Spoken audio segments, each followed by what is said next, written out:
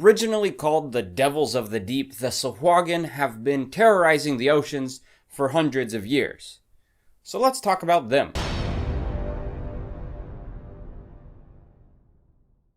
Hey fellow Game Masters, I'm Richard Quiner, and welcome back to the Daily D20, your daily dose of all things tabletop role-playing games, helping you build your world and master your game. If you enjoy the content that's on this channel, I invite you to subscribe so you get updated whenever there's a new video posted, which is every day. Standing at about 6 feet tall, or 1.83 meters, and weighing in around 200 pounds or 91 kilograms, the Sahuagin are humanoids with a lot of fish-like properties, meaning gills and fins and a tail, and a lot of things that they've adapted to life underwater, which is their home. Most of the Sahuagin that you encounter in Dungeons & Dragons would be the type that have a green skin with a lighter green belly and a darker green back that helps them be less visible from the surface of the water, from other predators that they might encounter, but there are some Sahuagin that grow or are born with black and gray skin and 4 arms, which we will get on those a little bit later. The Sahuagin are a warlike race that is pretty much always at war with the sea elves,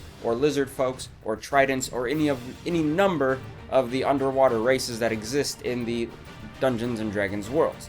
More so the sea elves than anyone else, because they just have a natural aggression towards them and just a natural feud with the sea elves. The wars between the Sahuagin and the sea elves are usually long, drawn-out processes, very bloody, and usually get in the way of the maritime trade and different sea trade that might happen on the surface world, because they're in the waters fighting, and they pretty much don't have boundaries in terms of what is collateral damage in these wars. These wars have made the Sahuagin a society that values aggression and strength over anything else, leading them to be kind of a society similar to the Spartans, I would say, where the youngsters are made to either be strong or they die. Oftentimes the young Sahuagin are made to fight to the death to weed out the weaknesses from the race, so the resources that the society has goes to make themselves stronger rather than saving and protecting the poor or the weaker Sahuagin in their society. So it's pretty dark and a kind of a messed up, tough world to live in for a young Sahuagin, and on top of that, the actual leaders of the Sahuagin are not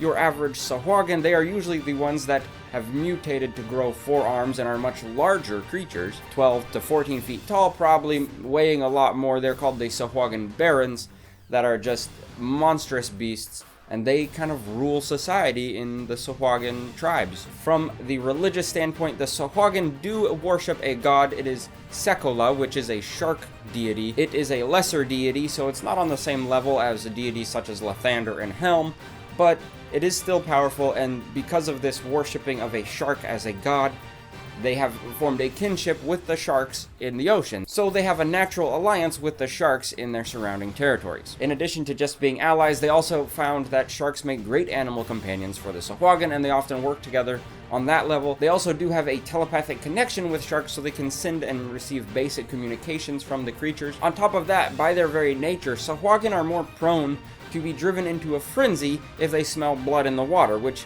just strengthens their connection with the shark, and they treat them as the greatest hunters, and the Sahuagin themselves want to be considered great hunters. In the Sahuagin religion, though, only females are allowed to be priestesses of Sekola. These Sahuagin priestesses also are kind of a ruling faction in the Sahuagin society.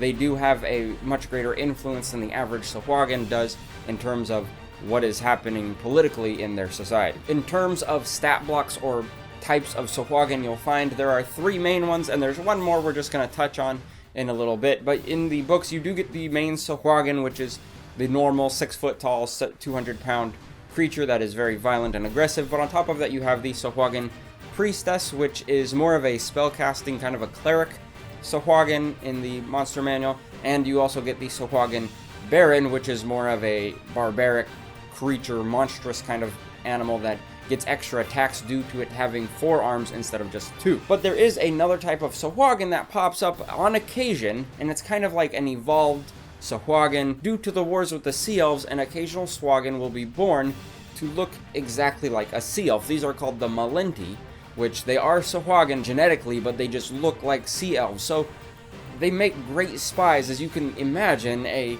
Sahuagin that fits in a sea elf society could get into some place where they're not supposed to be and cause a lot of damage to that society. They make great weapons of stealth, assassins, spies, etc. because of the very nature and the fact that the Sahuagin has adapted in that way. If you tend to find yourself wanting to plan a ocean adventure or even an underwater adventure, the Sahuagin would make a fantastic race to put your adventure party against, just because of the society that already exists for the Sahuagin and the nature that they tend to be great hunters and try to prove their strength and aggression. They would make great combat scenarios for your players. So the question of today, answer in the comments below, is where in your world would you put a Sahuagin, especially if you have a campaign that is more landlocked and not going to be by the ocean. Where would you put one? Just to mix things up a little bit, let me know in the comments below. If you like this video, go ahead and hit the like button, and also subscribe to the channel so you get notified whenever there's a new video every day. And as always, I've been Richard Quiner. Thank you for watching.